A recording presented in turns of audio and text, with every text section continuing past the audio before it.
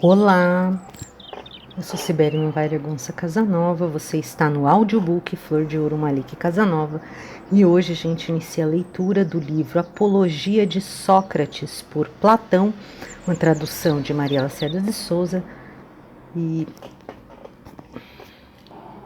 vamos à leitura. Primeira parte, Sócrates apresenta sua defesa. Só para situar, isso é basicamente a defesa que Sócrates faz em praça pública com relação às acusações que lhe estavam sendo direcionadas, né? Estava sendo acusado de corromper a juventude, etc. E, na verdade, o que Sócrates fazia era basicamente se interessar pelo conhecimento. Então, aqui ele apresenta a sua defesa. 1. Ó vós, cidadãos atenienses, haveis sentido com o manejo dos meus acusadores? Não sei. Certo é que eu, devido a eles, quase me esquecia de mim mesmo. Tão persuasivamente falavam. Contudo, não disseram. Eu e afirmo nada de verdadeiro. Mas entre as muitas mentiras que divulgaram, uma, acima de todas, eu admiro. Aquela pela qual disseram que deveis ter cuidado para não ser desenganados por mim, como homem hábil no falar. Mas então, não se envergonham disto? De que logo seriam desmentidos por mim, com fatos, quando eu me apresentasse diante de vós, de nenhum modo hábil orador? Essa me parece a sua maior imprudência. Se todavia não denominam hábil no falar aquele que diz a verdade, porque se dizem exatamente isso, poderei confessar que sou orador, não porém à sua maneira. Assim, pois, como acabei de dizer, pouco ou absolutamente nada disseram de verdade, mas ao contrário, eu vos-la direi em toda a sua plenitude. Contudo, por Zeus, não ouvireis, por certo, cidadãos atenienses, discursos enfeitados de locuções e de palavras, ou adornados como os deles, mas coisas ditas simplesmente com as palavras que me vieram à boca, pois estou certo de que é justo o que eu digo, e nenhum de vós espera outra coisa. Em verdade, nem conviria que eu, nesta idade, me apresentasse diante de vós, ó cidadãos, como um jovenzinho que estuda os seus discursos. E todavia, cidadãos atenienses, isso vos peço, vos suplico, se sentirdes que me defendo com os mesmos discursos com os quais costumo falas nas feiras, perto dos bancos, onde muitos de vós tendes ouvido e em outros lugares, não vos espanteis por isso, nem provoqueis clamor, porquanto ao seguinte: é a primeira vez que me apresento diante de um tribunal, na idade de mais de 70 anos, por isso sou quase estranho ao modo de falar aqui. Se eu fosse realmente um forasteiro, sem dúvida, perdoaríeis, se eu falasse na língua e maneira pelas quais tivesse sido educado. Assim também agora vos peço uma coisa que me parece justa. Permiti-me, em primeiro lugar, o meu modo de falar, e poderá ser pior ou mesmo melhor. Depois considerai o seguinte, e só prestai atenção a isso. Se o que digo é justo ou não, essa, de fato, é a virtude do juiz, do orador, dizer a verdade. 2. É justo, pois, cidadãos atenienses, que em primeiro lugar eu me defenda das primeiras e falsas acusações que me foram apresentadas e dos primeiros acusadores. Depois me defenderei das últimas e dos últimos, porque muitos dos meus acusadores têm vindo até vós já há bastante tempo, talvez anos, e sem jamais dizerem a verdade. E esses eu temo mais do que Anito e seus companheiros, embora também sejam temíveis os últimos. Mais temíveis, porém, são os primeiros, Ó cidadãos, os quais tomado a maior parte de vós desde crianças vos persuadiram e me acusavam falsamente, dizendo-vos que há um tal Sócrates, homem douto, especulador das coisas celestes e investigador das subterrâneas, e que torna mais forte a razão mais fraca. Esses cidadãos atenienses, que divulgaram tais coisas são os acusadores que eu temo. Pois aqueles que os escutam julgam que os investigadores de tais coisas não acreditam nem mesmo nos deuses. Pois esses acusadores são muito e me acusam já há bastante tempo. E além disso, vos falavam naquela idade em que mais facilmente podieis dar crédito, quando éreis crianças, e alguns de vós muito jovens, acusando-me com pertinaz tenacidade, sem que ninguém me defendesse. E o que é mais absurdo é que não se pode saber nem dizer os seus nomes, exceto talvez algum comediógrafo. Por isso, quantos, por inveja ou calúnia, vos persuadiram?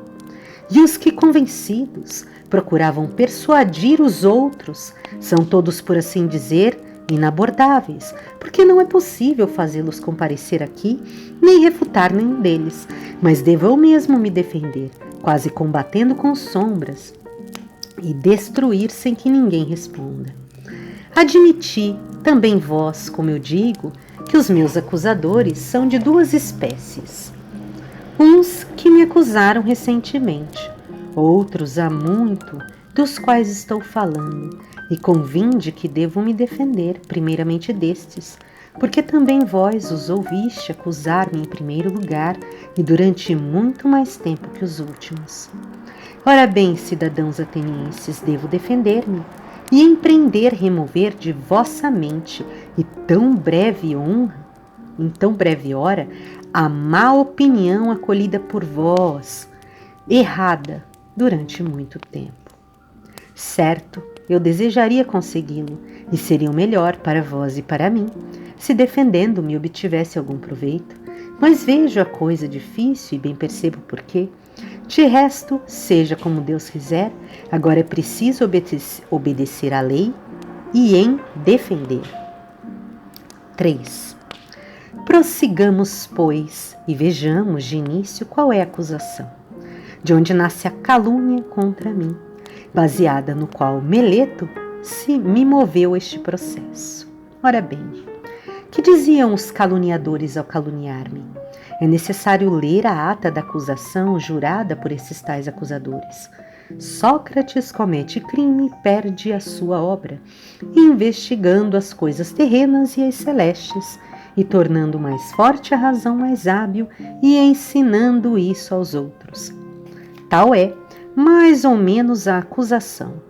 Isso já vistes vós mesmos na comédia de Aristófanes, onde aparece aqui e ali um Sócrates que diz caminhar pelos ares e exibe muitas outras tolices, das quais não entendo, nem muito nem pouco.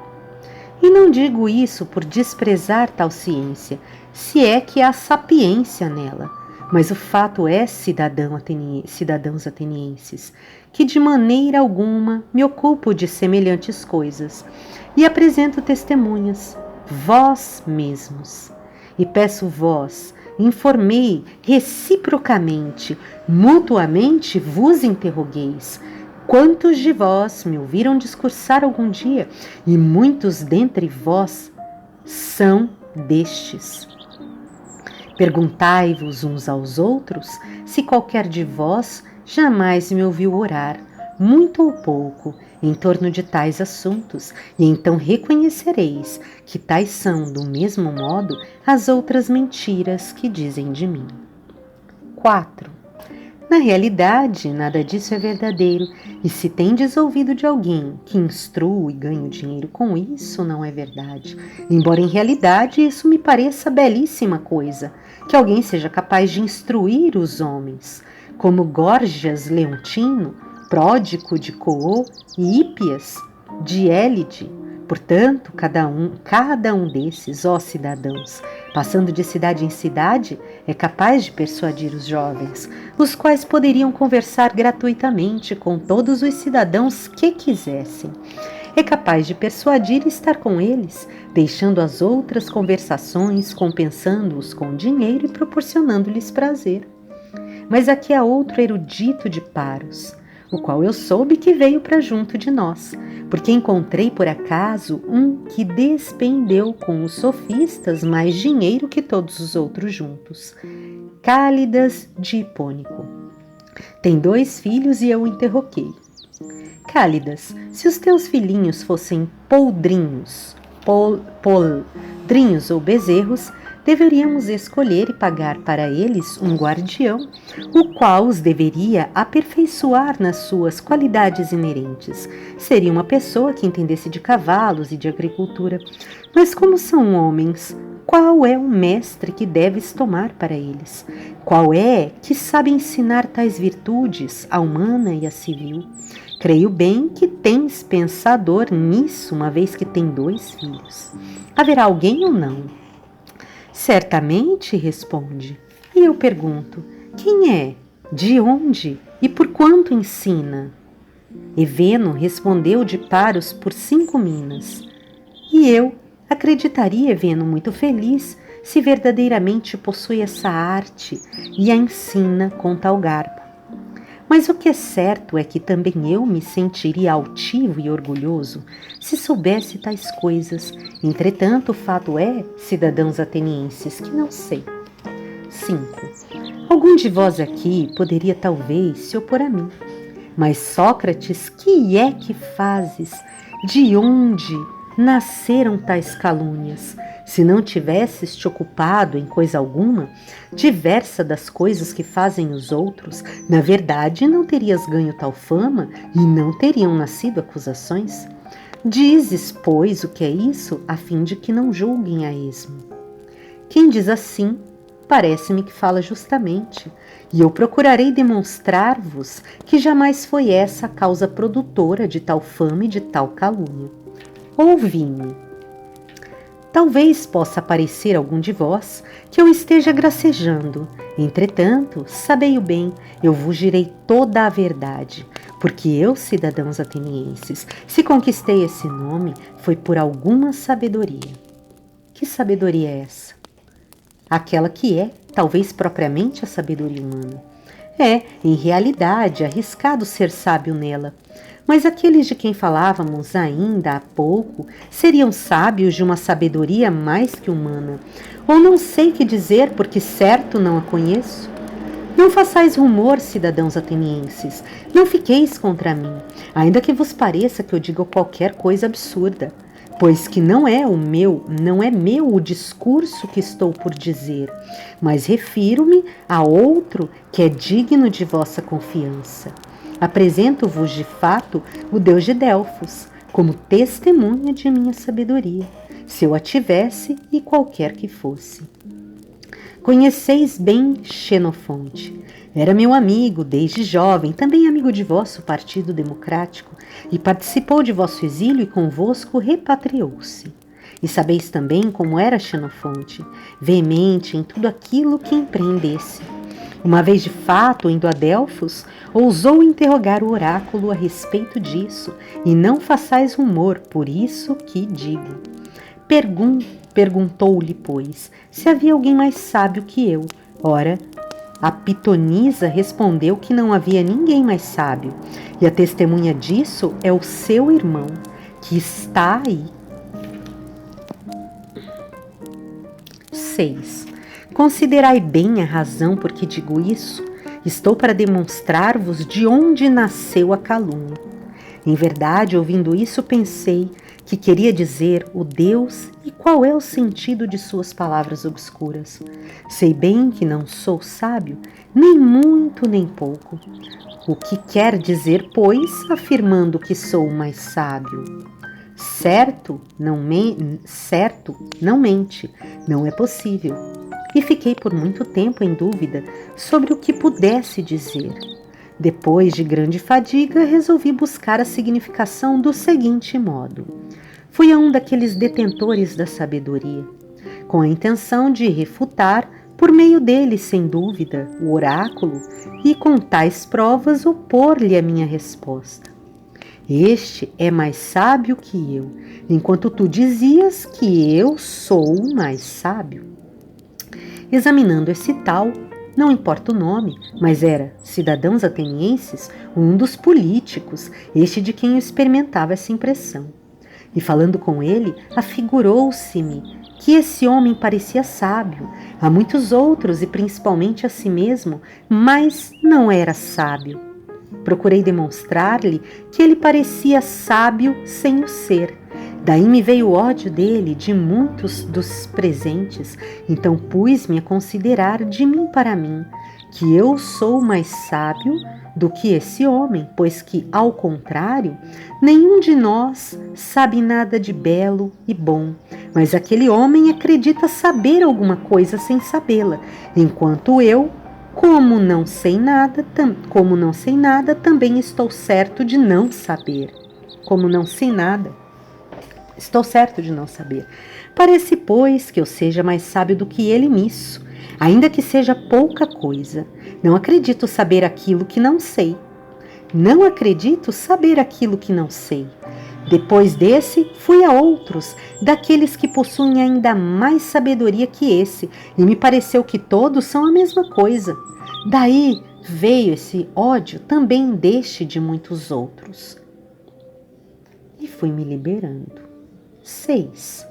Depois prossegui, sem mais me deter, embora vendo, por vezes amargurado e temeroso, que estava incorrendo-me em ódio, mas também me parecia dever fazer mais caso da resposta do Deus, para procurar, pois, o que queria dizer o oráculo, e eu devia ir a todos aqueles que diziam saber qualquer coisa.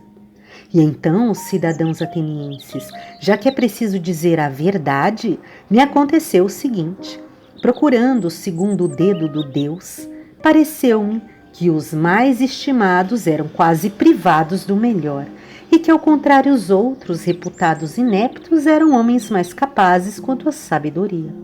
Ora, é preciso que eu vos descreva os meus passos, como de quem se cansava para que o oráculo se tornasse acessível a mim. Depois dos políticos, fui aos poetas trágicos e dos ditirâmbicos fui aos outros, convencido de que entre esses eu seria de fato apanhado como mais ignorante do que eles.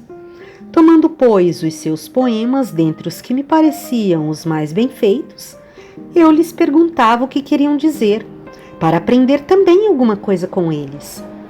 Agora, ó cidadãos, eu me envergonho de vos dizer a verdade, mas também devo manifestá-la, pois que estou para afirmar que todos os presentes teriam discorrido sobre tais versos quase melhor do que aqueles que os haviam feito. Em poucas palavras, direi ainda, em relação aos trágicos, que não faziam por sabedoria aquilo que faziam, mas por certa natural inclinação e intuição, assim como os adivinhos e os vates. E, em verdade, embora digam muitas e belas coisas, não sabem nada daquilo que dizem. O mesmo me parece acontecer com os outros poetas, e também me recordo de que eles, por causa das suas poesias, acreditavam-se homens sapientíssimos ainda em outras coisas nas quais não eram. Por essa razão, pois, andei pensando que nisso eu os superava pela mesma razão que eu superava os políticos. 8. Por fim, também fui aos artífices, porque estava persuadido de que, por assim dizer, nada sabiam, e, ao contrário, tenho que dizer que os achei instruídos em muitas e belas coisas. Em verdade, nisso me enganei. Eles, de fato, sabiam aquilo que eu não sabia e eram muito mais sábios do que eu. Mas, cidadãos atenienses, parece-me que também os artífices tinham o mesmo defeito dos poetas. Pelo fato de exercitar bem a própria arte, cada um pretendia ser sapientíssimo também nas outras coisas de maior importância, e esse erro obscurecia o seu saber. Assim, Eu ia interrogando a mim mesmo a respeito do que disse ao oráculo, se devia mesmo permanecer como sou, nem sábio da sua sabedoria, nem ignorante da sua ignorância, ou ter ambas as coisas, como eles o têm. Em verdade, respondo a mim e ao oráculo que me convém ficar como sou. 9. Ora, dessa investigação, cidadãos atenienses, me vieram muitas inimizades, por vezes odiosas e graves, que delas se derivaram outras tantas calúnias, e me foi atribuída a qualidade de sábio, pois que a cada instante os presentes acreditam que eu seja sábio naquilo que refuto os outros. Do contrário, aos cidadãos, o Deus é que poderia ser sábio de verdade, ao dizer no oráculo que a sabedoria humana é de pouco ou nenhum preço. E parece que não tenha querido dizer isso de Sócrates, mas que se tenha servido do meu nome, tomando-me por exemplo, como se disse: aqueles dentre vós, homens, são sapientíssimos os que, como Sócrates, tenham reconhecido que em realidade não tem nenhum mérito quanto à sabedoria. Por isso, ainda agora, procuro e investigo segundo a vontade do Deus, se algum dos cidadãos e dos forasteiros me parece sábio. E quando não, indo em exílio do Deus, demonstro-lhes que não é sábio. E ocupado em tal investigação, não tenho tido tempo de fazer nada de apreciável, nem nos negócios públicos, nem nos privados, mas encontro-me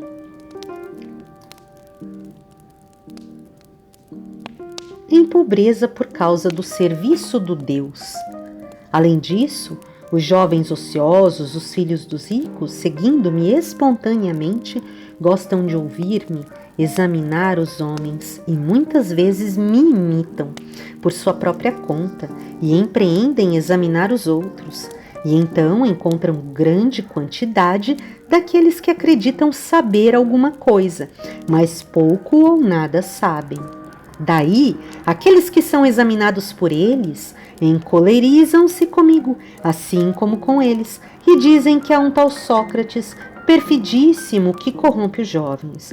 E quando alguém os pergunta o que é que ele faz e ensina, não tem nada o que dizer, pois ignoram.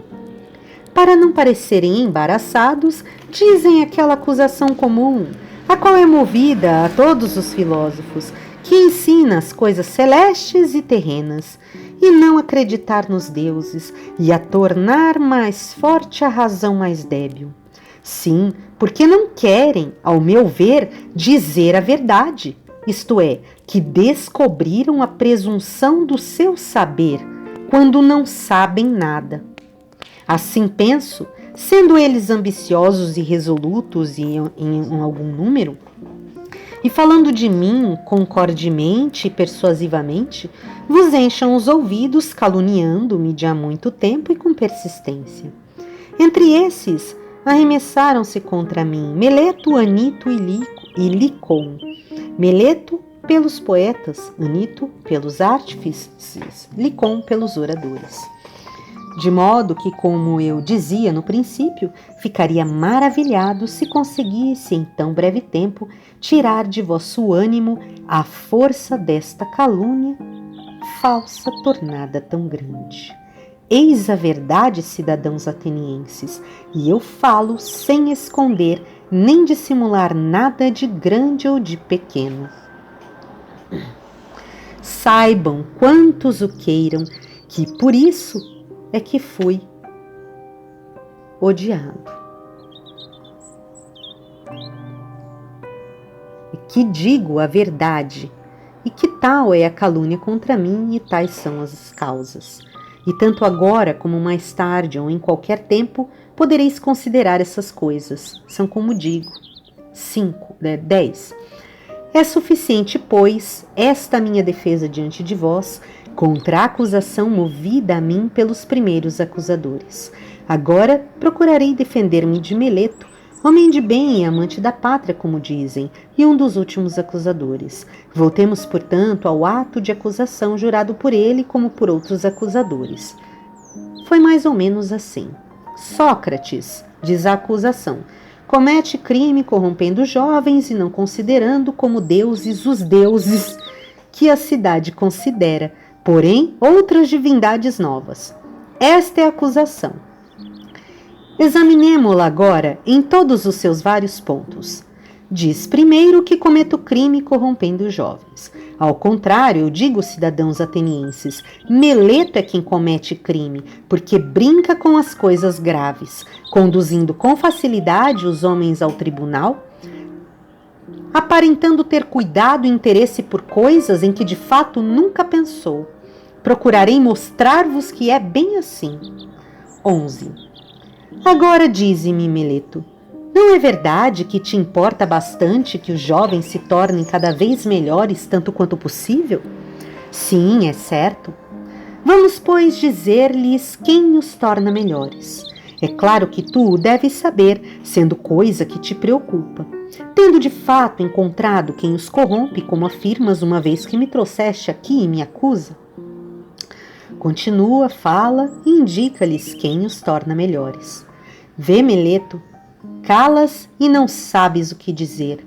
E ao contrário, não te parece vergonhoso e suficiente a prova do que justamente eu digo, que nunca pensaste em nada disso? Mas dizes, homem de bem, quem os torna melhores? As leis?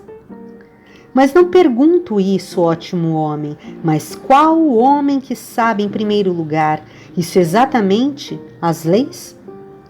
Aqueles, Sócrates, os juízes, como Meleto, esses são capazes de educar os jovens e os tornar melhores. Como não? Todos ou alguns apenas, outros não? Todos. Muito bem respondido por Hera. Vê quanta abundância de pessoas úteis? Como? Também estes que nos escutam tornam melhores os jovens ou não? Também estes. E os senadores? Também os senadores. É assim, Meleto. Não corrompem o jovem os cidadãos da Assembleia? Ou também todos esses os tornam melhores? Também esses. Assim, pois, todos os homens, como parece, tornam melhores os jovens, exceto eu? Só eu corrompo os jovens? Não é isso? Isso, exatamente, afirmo de modo conciso. Oh, que grande desgraça descobriste em mim! E responde-me, será assim também para os cavalos? Que aqueles que os torna melhores são todos homens e que só um os corrompe? Ou será o contrário?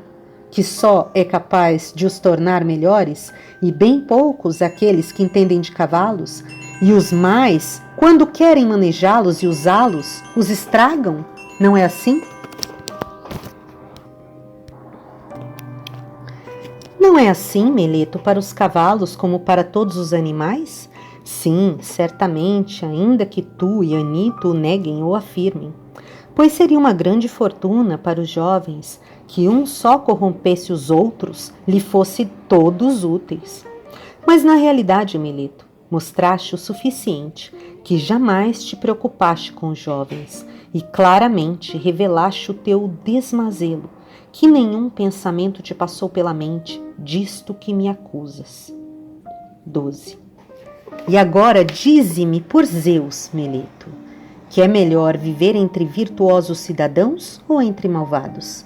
Responde, meu caro. Não te pergunto uma coisa difícil. Não fazem os malvados alguma maldade aos que são seus vizinhos e alguns benefícios aos bons? Certamente. E haverá quem prefira receber malefícios a ser exilado, a ser auxiliado, e haverá quem prefira receber malefícios a ser auxiliado ou por aqueles que estão com ele? Responde, porque também a lei manda responder. Há os que gostam de ser prejudicados? Não, por certo. Vamos, pois tu me acusas como pessoa que corrompe jovens e os torna piores, voluntariamente ou involuntariamente?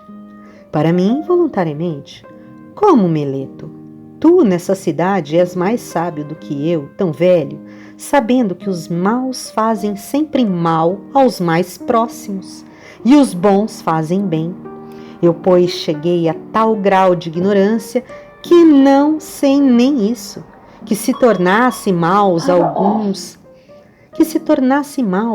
daqueles que estavam comigo, correria o risco de receber dano. Se é que faço um tão grande mal como dizes? Não te creio, Meleto, quanto a isso, e ninguém te acredita, penso. Mas, ou não os corrompo, ou se os corrompo involuntariamente, em ambos os casos mentiste. E se os corrompo involuntariamente, não há leis que mandem trazer alguém aqui por tais fatos involuntários, mas há as que mandam conduzi-lo em particular, instruindo-o e advertindo-o. É claro que, se me convencer, cessarei de fazer o que estava fazendo sem querer. Tu, ao contrário, enviaste encontrar-me e instruir-me. Não quisestes. E me conduzes aqui, onde a lei ordena citar aqueles que têm necessidade de pena e não de instrução. 13. Mas, cidadãos atenienses, os fatos evidenciaram o que eu sempre disse. Jamais Meleto prestou atenção a tais coisas, nem muita nem pouca. Todavia, explica, Meleto, o que significa a tua expressão dizendo corrompo jovens? É claro, segundo a acusação escrita por ti mesmo, que ensino a não respeitar os deuses que a cidade respeita, porém outras divindades novas. Não dizes que os corrompo ensinando tais coisas? Sim, é isso mesmo que eu digo, sempre que posso. Assim, pois, Meleto, por estes mesmos deuses, de que agora está falando, fala ainda mais claro a mim e aos outros.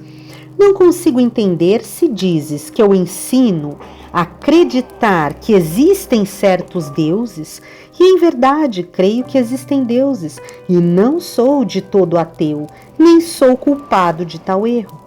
Mas não são os da cidade, porém outros, e disso exatamente me acusas, dizendo que eu creio em outros deuses. Ou dizes que eu mesmo não creio inteiramente nos deuses e que ensino isso aos outros? Eu digo isso, que não acreditas inteiramente nos deuses.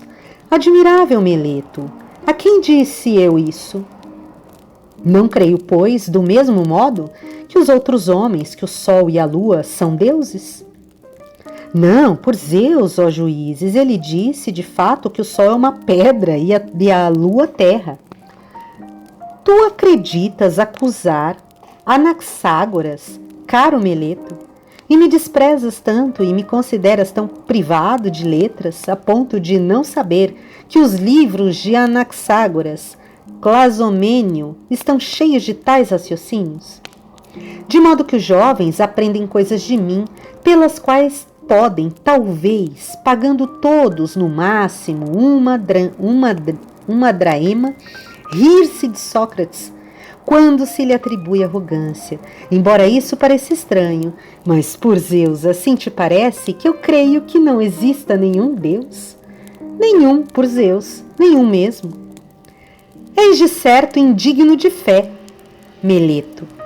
E também a ti mesmo me parece tais coisas são inacreditáveis, porque este homem, cidadãos atenienses, me parece a própria arrogância e imprudência, e certamente escreveu essa acusação por medo, intemperança e leviandade juvenil.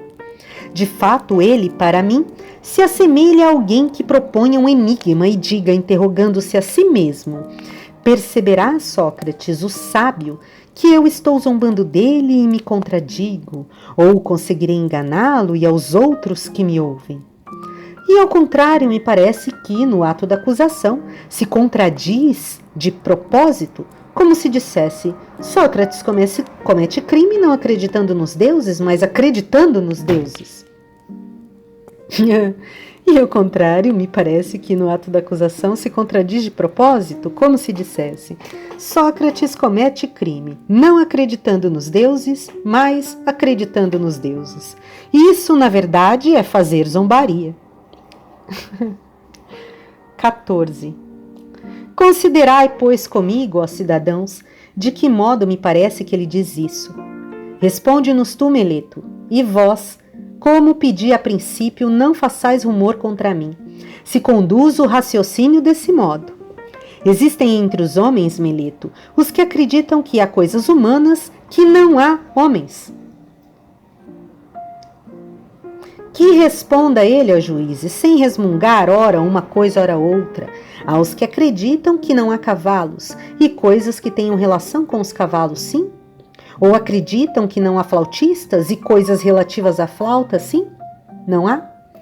Outro homem, se não queres responder, digo-o eu, aqui, a ti e aos outros presentes.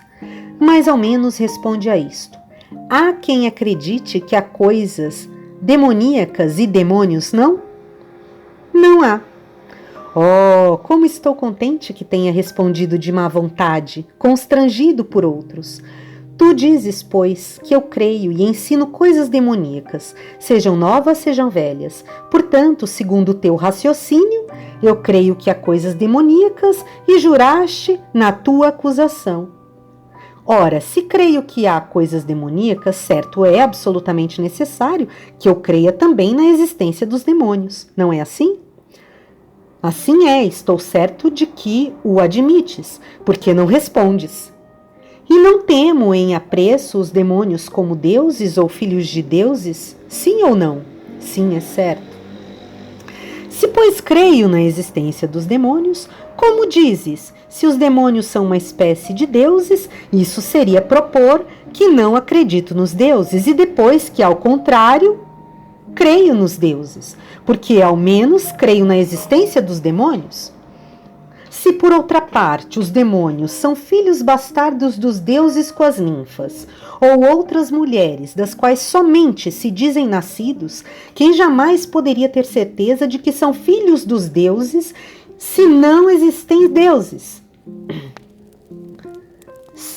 Se, por outra parte, os demônios são filhos bastardos dos deuses com ninfas, ou outras mulheres, das quais somente se dizem nascidos, quem jamais poderia ter a certeza de que são filhos dos deuses, se não existem deuses? Seria, de fato, do mesmo modo absurdo que alguém acreditasse nas mulas, filas de cavalos e das jumentas, e acreditasse em não existirem cavalos e asnos.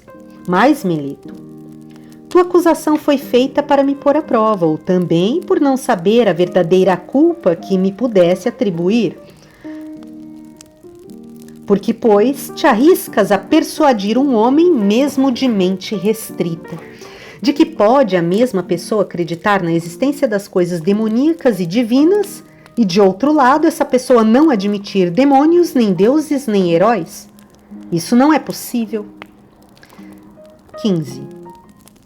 Em realidade, cidadãos atenienses, para demonstrar que não sou réu segundo a acusação de Meleto, não me parece ser necessária longa defesa, mas isso basta. Aquilo, pois, que eu dizia no princípio, que há muito ódio contra mim e muito acumulado, bem sabeis que foi verdade. E isso é o que me vai perder se eu me perder.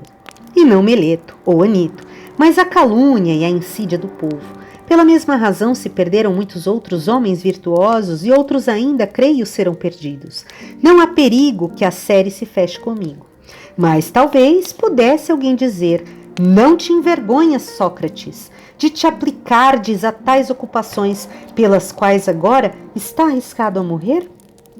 A isso porém justo raciocínio, e é o seguinte: não estás falando bem, meu caro, se acreditas que um homem de qualquer utilidade, por menor que seja, deve fazer caso dos riscos de viver ou morrer, e ao contrário só deve considerar uma coisa: quando fizer o que quer que seja, deve considerar se faz coisa justa ou injusta, se está agindo como homem virtuoso ou desonesto.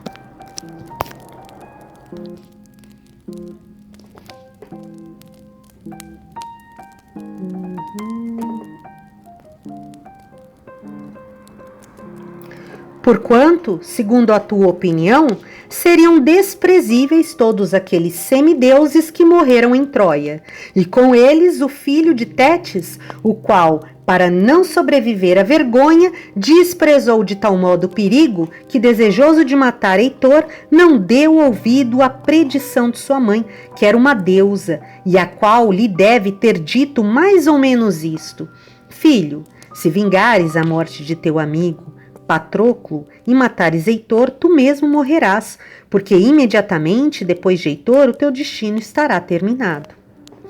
Ouviu tais palavras, não fez nenhum caso da morte e dos perigos, e temendo muito mais o viver ignóbil e não vingar os amigos, disse: morra eu imediatamente depois de ter punido o culpado, para que não permaneça aqui como objeto de risco, junto das minhas naus, recurvas inútil fardo da terra.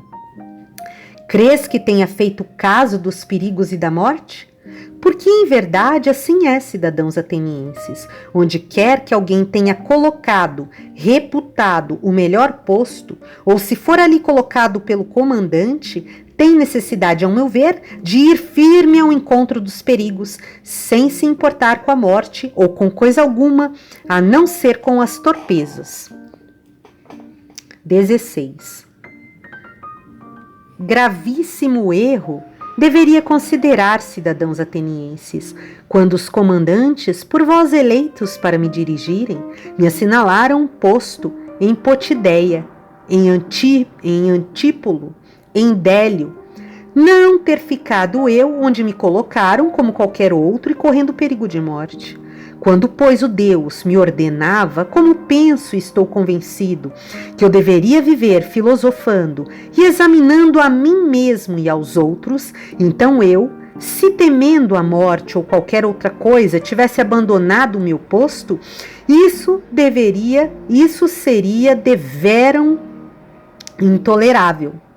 Nesse caso, com razão, alguém poderia conduzir-me ao tribunal e acusar-me de não acreditar na existência dos deuses, desobedecendo ao oráculo e temendo a morte, reputando-me sábio sem o ser. Pois que, ó cidadãos, o temer a morte não é outra coisa que parecer ter sabedoria não tendo. É, de fato, parecer saber o que não se sabe. Ninguém sabe, na verdade, se por acaso a morte não é o maior de todos os bens para o homem. E, entretanto, todos a temem, como se soubessem com certeza que é o maior dos males. E o que é senão ignorância de todas a mais reprovável, acreditar saber aquilo que não se sabe? Eu, por mim, ó cidadãos, talvez nisso seja diferente da maior parte dos homens, eu diria isto. Não sabendo bastante das coisas do Hades, delas não fugirei. Mas fazer injustiça, desobedecer a quem é melhor e sabe mais do que nós, seja Deus, seja homem, isso é que é mal e vergonha. Não temerei nem fugirei das coisas que não sei, se por acaso são boas ou más. Anito disse que ou não se devia, desde o princípio, trazer-me aqui, ou, uma vez que me trouxeram, não é possível deixarem de me condenar à morte, afirmando que, se eu me salvasse, imediatamente os vossos filhos, seguindo os ensinamentos de Sócrates, estariam de fato corrompidos. Mas, se me absolvesseis, não cedendo a Anito, se me dissesseis: Sócrates, agora não damos crédito a Anito, mas te absolveremos, contanto que não te ocupes mais dessas tais pesquisas e de filosofar, porque se fores apanhado ainda a fazer isso, morrerás. Se, pois, me absolvesseis, sob tal condição eu vos diria: cidadãos atenienses, eu vos respeito e eu vos amo, mas obedecerei aos deuses em vez de obedecer a vós. E enquanto eu respirar e estiver na posse de minhas faculdades, não deixarei de filosofar e de vos exortar ou de instruir cada um, quem quer que seja que vier à minha presença, dizendo-lhe como é meu costume.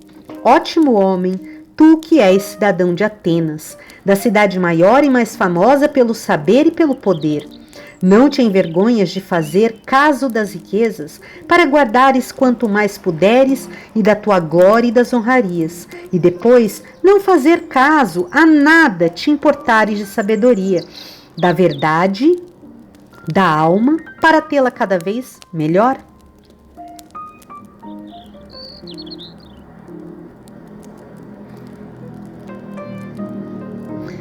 Não te envergonhas de fazer caso das riquezas para guardares quanto mais puderes, e da glória e das honrarias, e depois não fazer caso em nada te importares de sabedoria, de verdade e da tua alma para tê-la cada vez melhor? E se algum de vós protestar e prometer cuidar, não o deixarei já, nem irei embora, mas o interrogarei, o examinarei e o convencerei. E em qualquer momento que pareça que não possuo virtude, convencido de que a possuo, o reprovarei.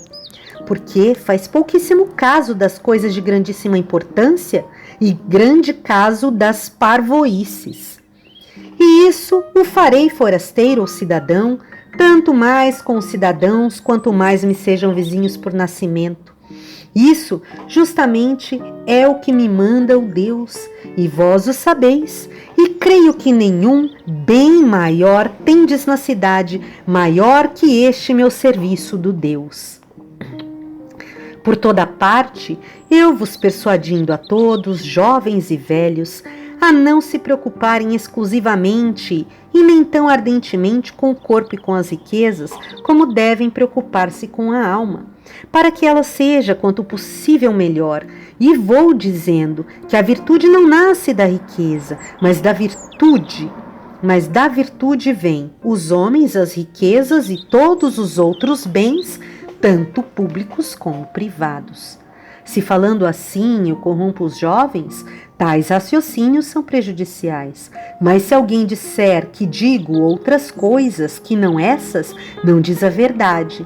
Por isso vos direi, cidadãos atenienses, que secundado Anito ou não, absolvendo-me ou não, não farei outra coisa, nem que tenha que morrer muitas vezes. 7.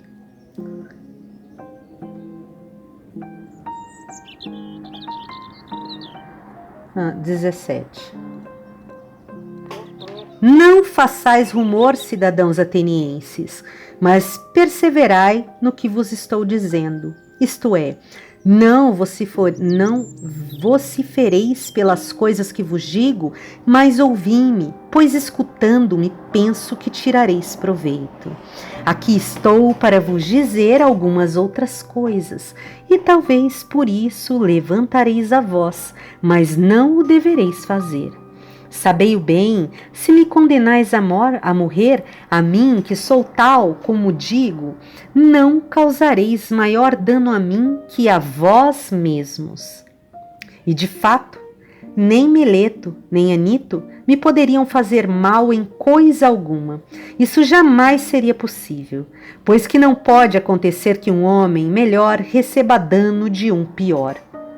É possível que me mandem matar, ou que me exilem, ou me tolham os direitos civis, mas provavelmente eles ou quaisquer outros reputam tais coisas como grandes males, ao passo que eu não considero assim. E ao contrário, considero muito maior mal fazer o que agora eles estão fazendo, procurando matar injustamente um homem. Ora, pois, cidadãos atenienses, estou bem longe de me defender por amor a mim mesmo, como alguém poderia supor, mas por amor a vós, para que, condenando-me, não tenhais de cometer o erro de repelir o dom de mim que vos fez o Deus. Pois que, se me mandares matar, não encontrareis facilmente outro igual, que pode parecer ridículo dizê-lo, tenha sido adaptado pelo Deus à cidade, do mesmo modo como um cavalo grande de pura raça, mas um pouco lerdo pela sua gordura, é aplicada a necessária esporada para sacudi-lo assim. Justamente me parece que o Deus me aplicou à cidade, de maneira que, despertando cada um de vós e persuadindo-vos e desaprovando-vos, não deixo de vos esporar os flancos por toda a parte durante todo o dia. E outro parecido não tereis tão facilmente, cidadãos, mas se me ouvisseis, me poupareis. É possível que vós, irritados, como aqueles que são despertados quanto no melhor do dono, repelindo-me para condescender com Anito, levianamente me condeneis à morte, para dormirdes o resto da vida. Se, entretanto, o Deus, pensando em vós, não vos mandar algum outro.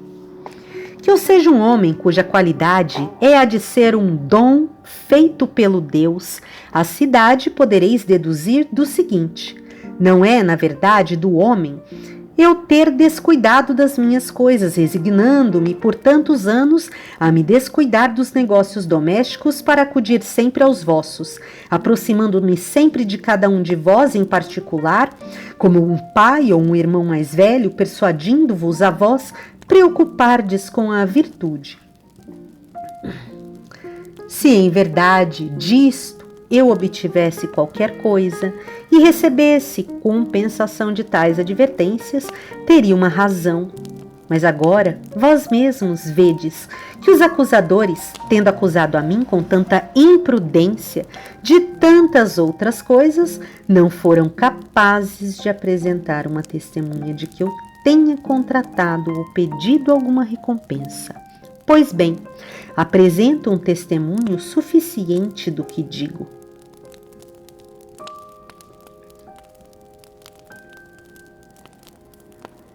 A minha pobreza. 18. Mas poderia talvez parecer estranho que eu andando daqui para lá me cansasse, dando em particular esses conselhos e depois em público não ousasse, subindo diante de vosso povo, aconselhar a cidade. A causa disso é a que em várias circunstâncias, eu vos disse muitas vezes, a mim me acontece qualquer coisa de divino e demoníaco. Isso, justamente, Meleto escreveu também no ato da acusação, zombando de mim. E tal fato começou comigo em criança. Ouço uma voz e toda vez que isso acontece, ela me desvia do que estou a pique de fazer, mas nunca me leva à ação. Ora, é isso que me impede de me ocupar dos negócios do Estado.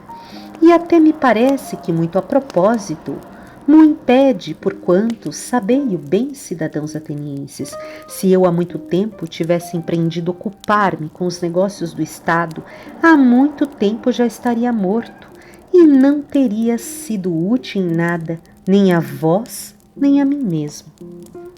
E não vos encolerizeis comigo, porque digo a verdade, não há nenhum homem que se salve se quer opor-se com franqueza a vós ou a qualquer outro povo, e impedir que muitos atos contrários à justiça e às leis se pratiquem na cidade.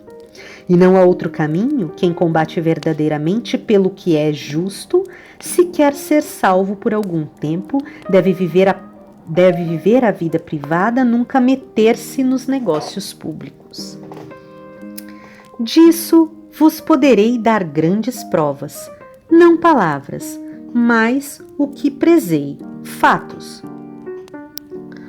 Ouve, pois, de minha boca o que me aconteceu, para que não saibais que não há ninguém a quem eu tenha feito concessões com desprezo da justiça e por medo da morte, e que ao mesmo tempo, por essa recusa de toda concessão, deverei morrer.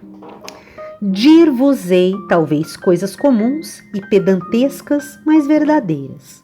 De fato, cidadãos atenienses, não tenho mais nenhum cargo público na cidade, mas fui senador, e a nossa antiquoida coube por sorte a Britânia, quando quiseste que aqueles 10 estrategistas, que não haviam recolhido os mortos e os náufragos da batalha naval, fossem julgados coletivamente contra a lei no que todos vós conviestes.